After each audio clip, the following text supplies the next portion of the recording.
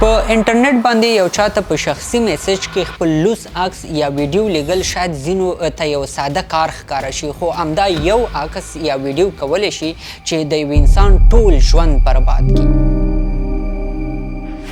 تازه تحقیقاتو ښودلې ده چې په ټوله دنیا کې هر کال له 300 میلیونو نه زیات نوي زلمي شوي هلکان او نجونې په انټرنیټ باندې د خپلو شخصي عکسونو او ویډیوګانو د استولو له وجې له سخت حالت سره مخ کیږي. حتی اکثره وخت له همدې وجې ډیر ځوانان ځانونه هم وژني.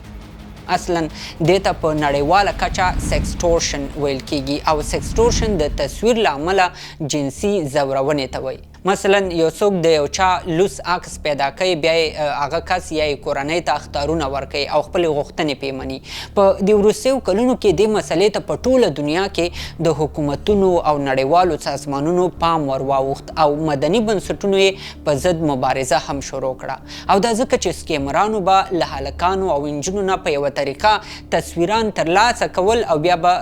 اخطارونه هم ورکول، چې له همدې امله هر کال لسګونو هلکان او نجونو ځانونه هم ووژل. دا مسله اوس په ټوله دنیا کې د هیومن ټرافیکینګ په ډله کې راځي. حتی ملګرو ملتونو خو په دې اړه خلکو ته توصیه هم کړې ده چې په انټرنیټ باندې بغیر له ضرورته خپل شخصي معلومات خپاره نه کړي. بلخوا د سوشل میډیا په زیات استعمالولو سره دا مسله نوره هم زیاته شوې ده او سکیمران له دومره مهارت نه کار اخلي چې کیدای شي هر څوک د دې مسلې ښکار وګرځي.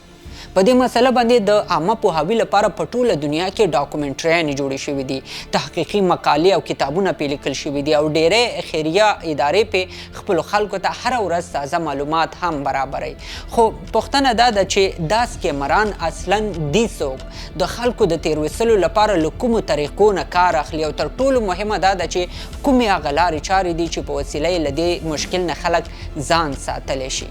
راځئ نن په همدې اړه ځان پوه کړو چې آنلاین جنسي ځورونه څه ته وایي او که چېرته څوک له دې مشکل سره مخ شي څنګه ترې ځان خلاص کړي.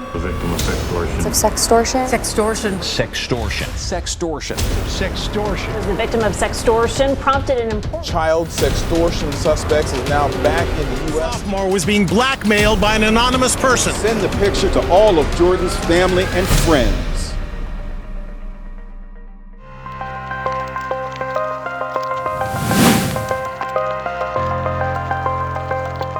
راځئ اول ځان په دې پوه کړو چې د تصویرونو په وسیله د آنلاین دا جنسي ځورونه یا سیکسټورشن دی څه شی.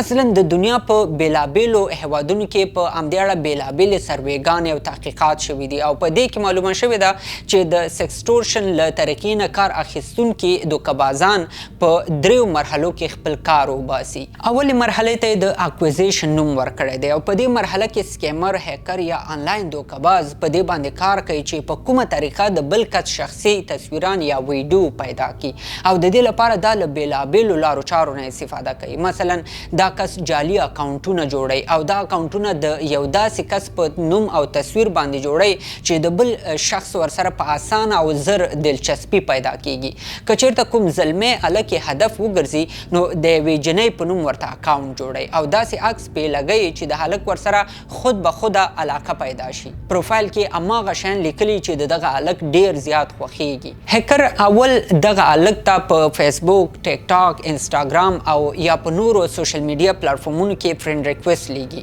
له دې سره سره کیدای شي له ځینو خلکو سره په آنلاین ګیمونو کې او ځینو سره بیا د ایمیل له لارې هم روابط جوړ کړي. خو کله چې هیکر له دغه کس سره په سوشل میډیا کې ځان ملګری کړي اول کوشش یې دا وي چې زر تر زره له هغه کس سره خپل باور پوخ کړي، ورپسې خپل احساسات ورسره شریکوي او له دې وروسته د اعتماد لپاره اول خپل جعلي عکسونه ورته لیږي او بیا له هغې کس نه غوښتنه کوي چې هغه هم ورته خپل یو عکس ورولېږي. بالاخره هیکر کوم جعلي لوس عکس ورولېږي او له دغه کس نه هم غوښتنه وکړي چې خپل لوس عکس ورته ورولېږي. خو یوازې د عکسونو د لیږلو غوښتنه نه کوي، دا هیکران په خلکو باندې دا فشار هم اچوي چې خپل ویډیو ورته خلاصه کړي او هیکر کوشش کوي چې پټ په پټه د هغه کس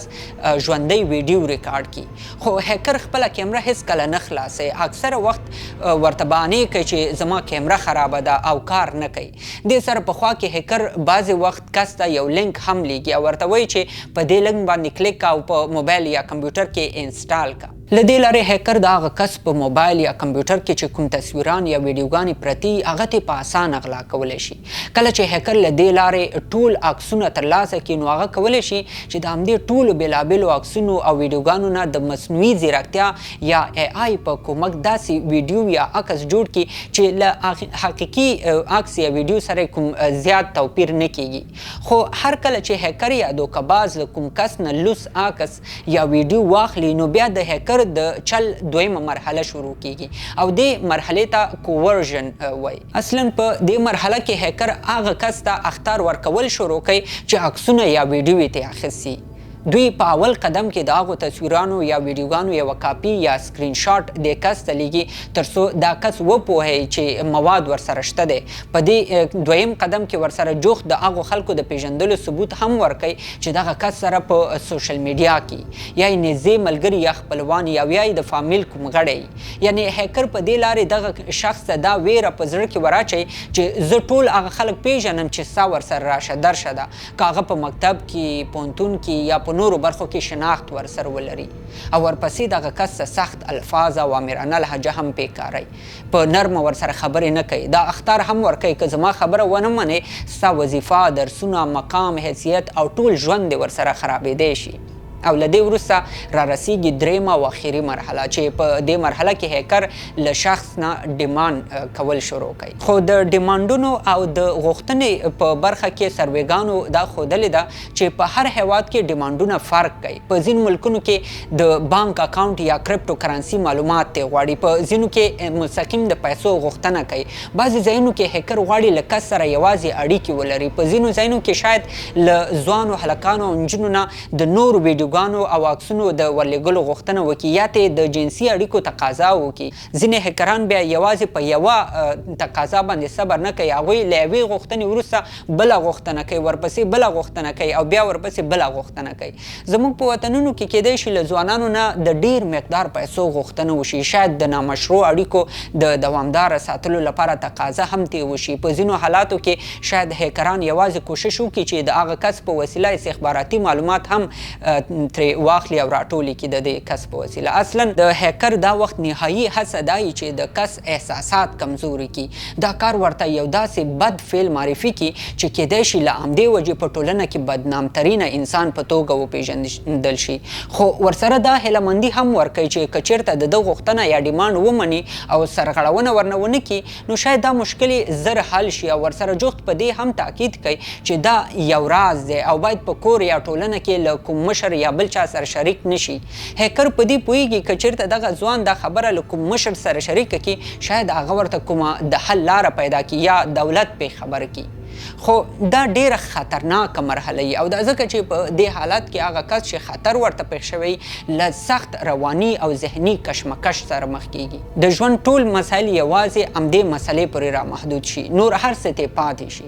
ډیر هغه خلک چې په ذهني او رواني ډول قوي نه وي شاید ځان وژنې ته هم مجبور شي او د ځان وژنې دا لړۍ همدا اوس د امریکا، کاناډا او برطانیا په ګډون د دنیا په ډیرو نورو ملکونو کې روانه ده. د NCMEC تحقیقاتي ادارې په همدې اړه یو خپور کړي راپور کې ویلي چې له تېرې څه مودې راهیسې د سوشل میډیا له لارې دا ډول پیښې هر کال 2 چنده لوړیږي او په خاص ډول نوي ځوانان پکې زیات ټارګټ کیږي. که څه هم دا رقم پیښې زیاتره وخت د قربانیانو لخوا پټې ساتل کیږي او په راپورونو کې نه راخیستل کیږي، خو د ساینس ډایرکټ ادارې لخوا په 10 پرمختللو هیوادونو کې په همدې اړه یو تحقیق شوی چې پکې معلومه شوې چې امریکا، استرالیا، مکسیکو او جنوبي کوریا کې دا پیښې تر ټولو زیاتې دي. خو په دوی کې بیا جنوبي کوریا هغه ملک دی چې دا پیښې پکې له ښځو سره ډیرې کیږي. همدارنګه د روڼتیا نړیوال سازمان یا ټرانسپیرنسي انټرنیشنل لخوا په منځني ختیځ او شمالي افریقا کې په همدې اړه یوه سروې شوې ده او په دې سروې کې معلومه شوې ده چې په لبنان کې 23% خلک، فلسطین کې 21% خلک او اردن کې 14% خلک د سیکسټورشن له پیښو سره مخ شوي دي. خو د افغانستان، پاکستان، بنگلادیش او نورو شاوخوا هیوادونو کې دا ډول پیښې د شرم له وجې څوک نه راپور کوي. په همدې خاطر داسې کومه سروې یا څېړنه هم پې نه ده شوې. او جالبه بیا دا ده چې هیکران بیا نهایي کوشش کوشش کوي چې د افغانستان، پاکستان، نیپال، سریلانکا او دغه غوندې نورو هیوادونو کې هغه ځوانان ټارګټ کړي چې تر اوسه ورته په دې اړه کوم عامه پوهاوی نه دی شوی. د امریکا د اف بی آی ادارې په یو راپور کې ویلي چې د سیکسټورشن اصلي هیکران اکثره وخت د غربي افریقا په ګډون فلیپین، انډونیزیا، مالیزیا، سنگاپور، تایلند او ویتنام کې اوسیږي. د دوی ټول فوکس دای چې د جنزي نسل ځوانان خپل هدف وګرځي. که تاسو د جنزي ځوانانو په اړه معلومات نه لرئ، موږ په همدې اړه بشپړه ویډیو جوړه کړې ده، کولی شئ د یوټیوب په لاندې ډسکرپشن کې وګورئ. خو یوازې ځوانان، هلکان او نجونې نه دي، بلکې کیدای شي چې لویان هم د هغو کمزوریو ته په کتلو سره ټارګټ کړی شي. ځینو ته شاید د وظیفې پیدا کولو وعده ورکړل شي، ځینو سره په نور ملکونو کې د سکالرشیپونو د ورکولو ژمنې وشي. بعضې خلکو ته کیدای شي ځان په داسې بڼه باندې راښکاره کړي چې نورو ملکونو ته خلک په مفتو باندې بیایي او تا به هم بوځي، یا په ځینو حالاتو کې ورته د جایزې د ګټلو خبر ورکول کیږي. ځینو خلکو ته له ځانه سرمایه‌داره زور سړی یا زړه ښځه معرفي کړي چې نور هیڅوک نه لري او غواړي چې خپل ټول مال او جایداد چاته خیرات ورکړي. نو هیکران دا ټول چلونه په دې خاطر کوي چې د یو کس شخصي معلومات غلا کړي او بیا یې د هماغو معلوماتو په اساس اخطارونه هم ورته ورکړي. د جولډ ډاټ فلم لخوا په همدې اړه یوه ډاکومنټري هم جوړه شوې ده او په دې ډاکومنټرۍ کې هغه معلومات مستند راخیستل شوي دي چې څومره هلکان او نجونې د سوشل میډیا له لارې همداسې هیکرانو سره مخ شوي دي، د هغوی لخوا تهدید شوي دي او بالاخره د دغو هلکانو او نجونو په ټولنه کې د بدنامۍ او شرم له وجې ځان وژنه کړې ده. تاسو کولی شئ په انټرنیټ کې دا ډاکومنټري سرچ کړئ او ټوله هلته وګورئ. او د دې ډاکومنټرۍ هدف دا دی چې نه یوازې په دنیا کې باید د دغو هیکرانو مخه ونیول شي، بلکې هغو ځوانانو ته هم ځینې لارې چارې ورښیي چې څنګه ترې ځان وساتي او که چېرته دا ډول پیښه وشي باید په داسې حالاتو کې څه وشي. خو پوښتنه همدا ده چې د هیکرانو او وسلي کسانو ترمنځ څنګه فرق وکړی شو یا څنګه له داسې پیښو نه ځان وساتو. اصلا د داسې خلکو او پیښو پیژندلو لپاره ډېرې زیاتې لارې چارې په نښه شوي دي، خو هغه مهم معلومات چې باید هر څوک پرې پوه شي هغه دا دي چې که چېرته د کوم سوشل میډیا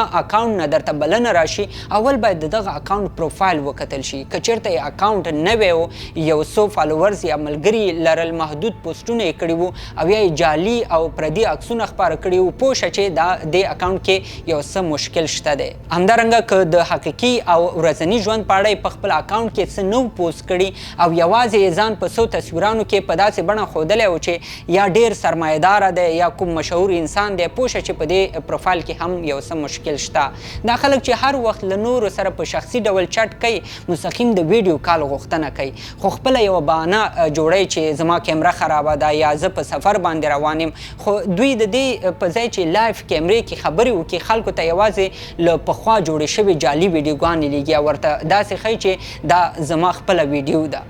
هیکران اکثره وخت په چټ کې ډیر زر در سره ملګري کیږي او ورپسې ډیر زر خپله ژبه رومانټیک محاورې ته اړوي او بیا په ډیرې چټکۍ سره لوڅو خبرو ته ځان رسوي. کیدای شي دا کله کله په څو میسیجونو کې دې حد ته ورسیږي، خو کله کله یو څو ورځې هم پې تیروي. دا خلک کوشش کوي چې په سوشل میډیا کې لکه فیسبوک، انسټاګرام یا ټک ټاک کې له چټ نه وروسته تا له ځان سره په واتساپ، ټیلیګرام یا بل ویډیوي اپلیکیشن کې هم ملګری کړي. کله چې دوی د یو کس اعتماد په ځان باندې پوخ کی، ورپسې یو جعلي عکس ورلیږي او هغه ته داسې فکر ورکړي چې ګواکې دا زه یم. بیا ترې غوښتنه کوي چې ته هم یو عکس راولېږه، له دې عکس وروسته نامناسب عکس ورولېږي او په همدې شکل ته غوښتنه کوي چې ته هم داسې یو عکس راولېږه. نو دا ټولې نښې چې په هر پروفایل اکاونټ کې ولیدل شوې، پوه شه چې دا اکاونټ جعلي دی، مشکل لري او ستا د کورنۍ لپاره خطر جوړولی شي په آینده کې. خو که بیا هم له دې مشکل سره څوک مخ شي، نو په داسې حالاتو کې باید څه وکړي.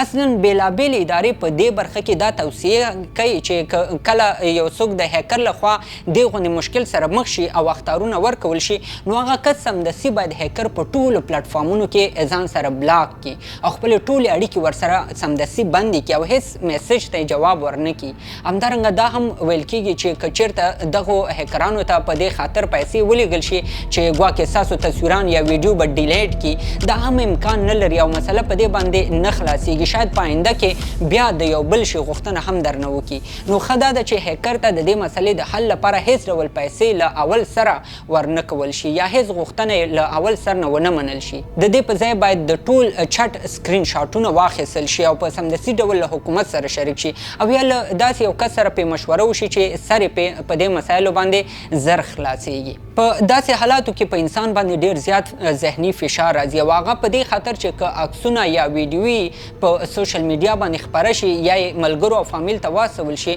نو حیثیت به یې په ټولنه کې صفر شي له همدې ویرې خلک ډیر داسې اقدامات کوي چې اصلا هیڅ ضرورت ورته نه په داسې حال کې چې له دنه اخیستل شوي تصویران په ډیرې اسانۍ سره له انټرنیټ نه ختمېدلی شي او بیا یې څوک په بل ځای کې نشي پوسټ کولی نړیوالو خیریه بنسټونو د همدې لپاره ځینې ویب سایټونه هم جوړ کړي دي لکه د سټاپ په نوم یا د ټیک اټ ډاون په نوم د دغو ویب سایټونو لینکونه زموږ د یوټیوب په لاندې ډسکرپشن کې هم موجود دي تاسو کولی شئ هلته یې وګورئ او هر څوک کولی شي چې د همدې ویب سایټونو له لارې هغه تصویران یا ویډیوګانې چې د یو چا د بدنامۍ سبب کیږي له ټول انټرنیټ نه ډیلیټ کړي یوه وروستۍ لارښوونه چې د خیریه بنسټونو لخوا خلکو ته کیږي هغه دا ده چې که څوک له داسې مسلې سره مخ کیږي نو هغه مه ملامتوئ ځکه چې دا تېروتنه د دغه کس نه ده بلکې دغه شخص د یو بل مجرم لخوا مجبور کړی شوی دی چې دا کار وکړي او دا په نړیواله کچه یو جرم حسابیږي او هیڅوک باید د